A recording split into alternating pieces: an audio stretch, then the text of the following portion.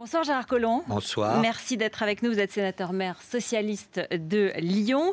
Je vous voyais regarder le journal de Mathieu Coache et vous opiniez en regardant le football qui vous intéresse beaucoup, mais aussi lorsque vous avez vu que Jean-Pierre Raffarin créait son parti, son groupe au Sénat à l'intérieur de l'UMP. Qu'est-ce que ça suscite chez vous comme réflexion ? Si vous voulez, c'est important parce qu'on voit bien qu'une l'aile centriste, réformiste, à l'intérieur de la majorité, se sent très mal à l'aise. Et donc Jean-Pierre Raffarin, qui déjà depuis quelques mois indique son malaise croissant face à la politique du gouvernement et du président de la République, décide de franchir un pas supplémentaire au Sénat, où le groupe UMP n'est pas majoritaire à lui tout seul, donc cela devient extrêmement intéressant. Et alors quand vous voyez que Christian Jacob est élu président du groupe UMP à l'Assemblée nationale ça conforte cette mainmise effectivement de la tendance RPR à l'intérieur de l'UMP sur l'ensemble de la majorité.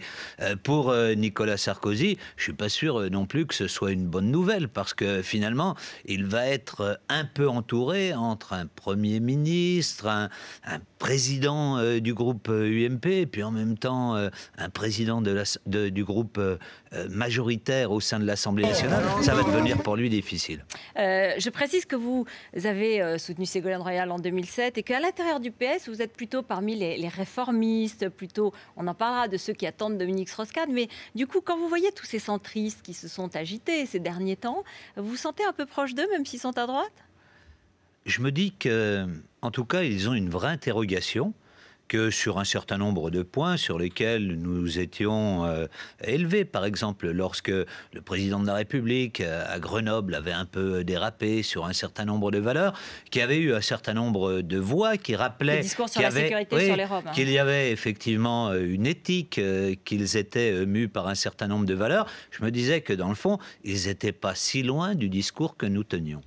Alors, le président de la République, il a parlé aux maires aujourd'hui et il leur a demandé de l'aider et d'aider le gouvernement finalement à réduire les dépenses. Et il dit aux collectivités territoriales, faites votre part, donnez votre part de réduction des dépenses, arrêtez d'être dépensiers. C'est audible ça pour un maire d'une grande ville comme Lyon ?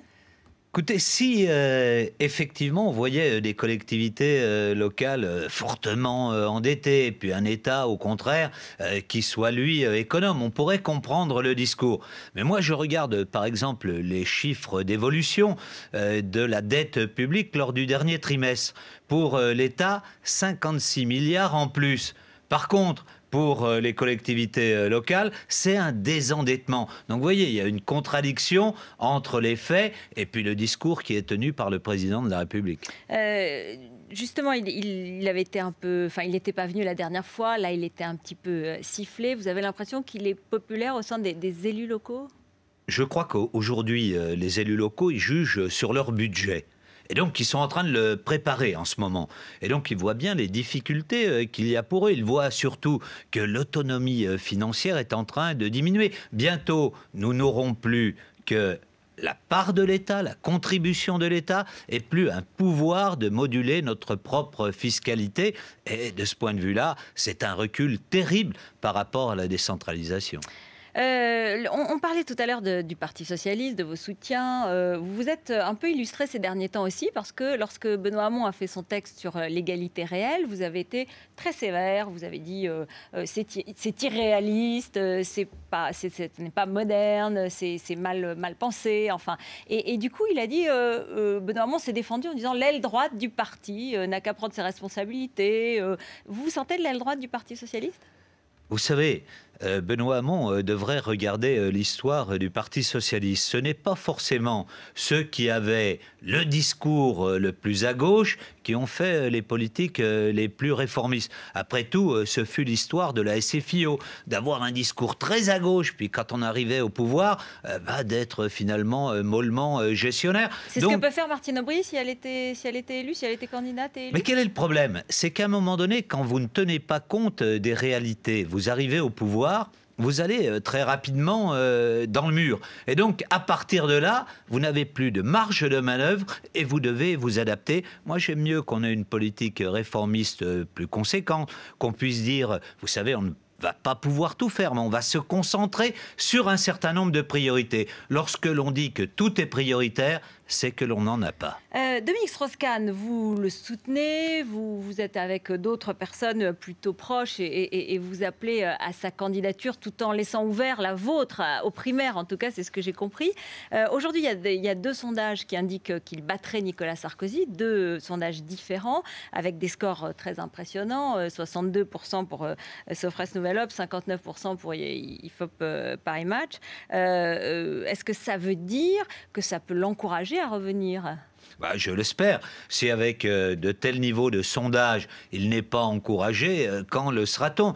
Non, cela veut dire qu'il y a une véritable attente dans notre pays. Les gens voient bien à la fois que d'un point de vue social, les inégalités continuent à s'accroître, puis qu'en même temps, d'un point de vue économique, nous sommes dans les plus grandes difficultés. Quand aujourd'hui le président de la République, justement, est obligé de dire « nous allons faire des efforts », c'est parce que pendant très longtemps, on n'en a pas fait. Lorsqu'il constate Alors, Dominique Strauss-Kahn, il sera l'homme de la rigueur et des efforts Mais j'espère, en tout cas, c'est ce que je lui conseillerais. Il essayera d'être juste, mais de dire que nous avons un certain nombre de difficultés. Parce que moi, lorsque je regarde, par exemple, des pays émergents comme la Chine, comme l'Inde, comme le Brésil, je me dis que si nous, en France, nous ne réagissons pas assez vite, que nous ne mettons pas le paquet, par exemple, sur notre recherche, sur une industrie nouvelle, dans quelques temps, nous serons dans de grandes difficultés. Alors, il a dit à un journal allemand qu'il resterait directeur général du FMI jusqu'en 2012, jusqu'à la fin de son mandat en 2012. Ça veut dire qu'il ne va pas être candidat ?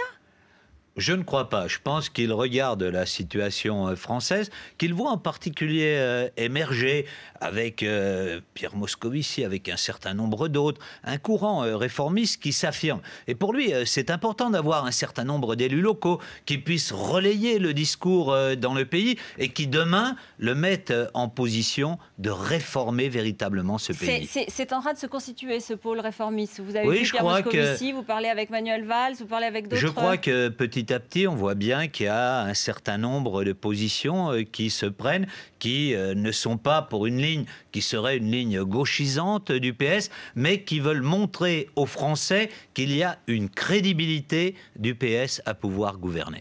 Alors, on parlait de Christian Jacob tout à l'heure. Vous avez parlé de mainmise du RPR. On est en direct avec lui à l'Assemblée nationale.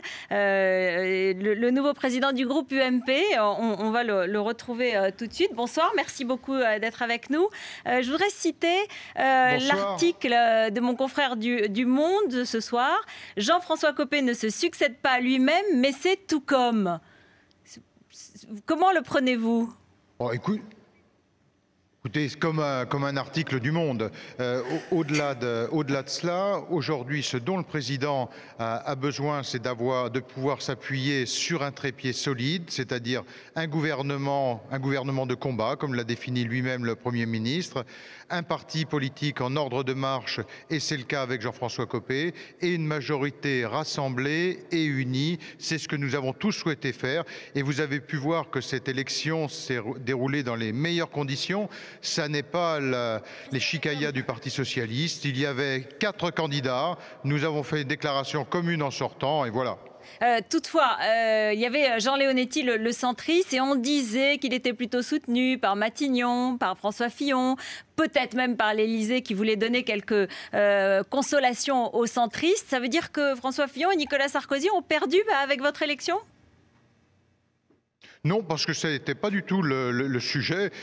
François Fillon, comme le président de la République, dès le début, ont annoncé qu'ils étaient d'une totale neutralité. Et c'est la tradition du groupe aussi.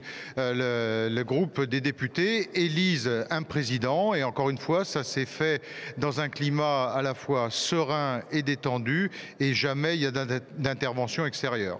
Et il n'y en a pas eu.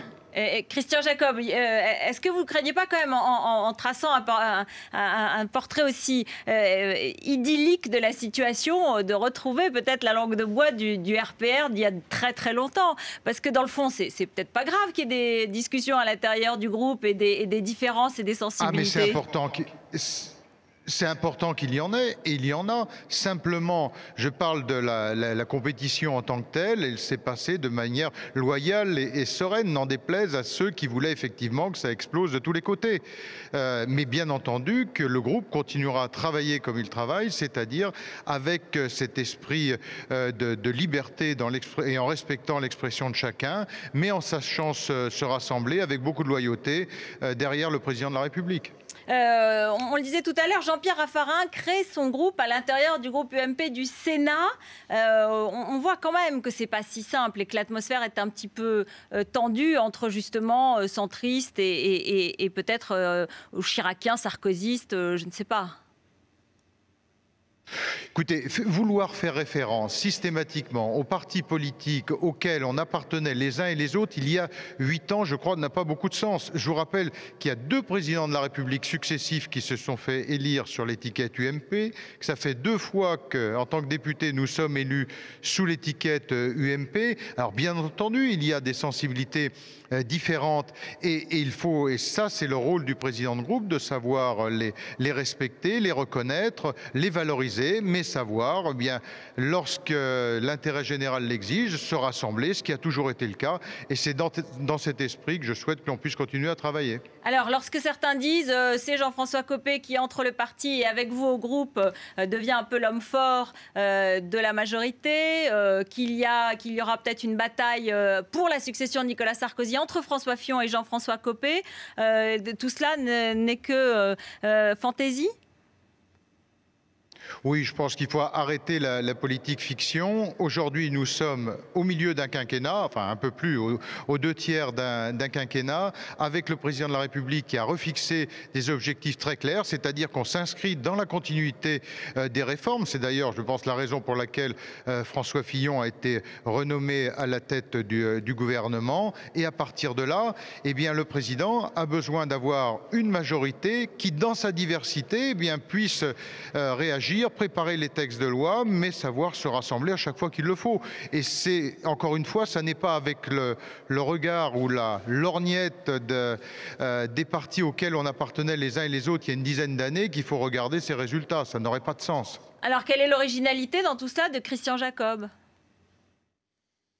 Eh bien, l'originalité, c'est de continuer le travail qui est engagé avec cet esprit de liberté d'expression qui règne désormais au sein du groupe, mais aussi de rassemblement. Et l'objectif, ça n'est pas d'être original, c'est d'avoir une majorité unie et rassemblée avec toutes ses composantes. Merci beaucoup Christian Jacob d'avoir été en direct avec nous.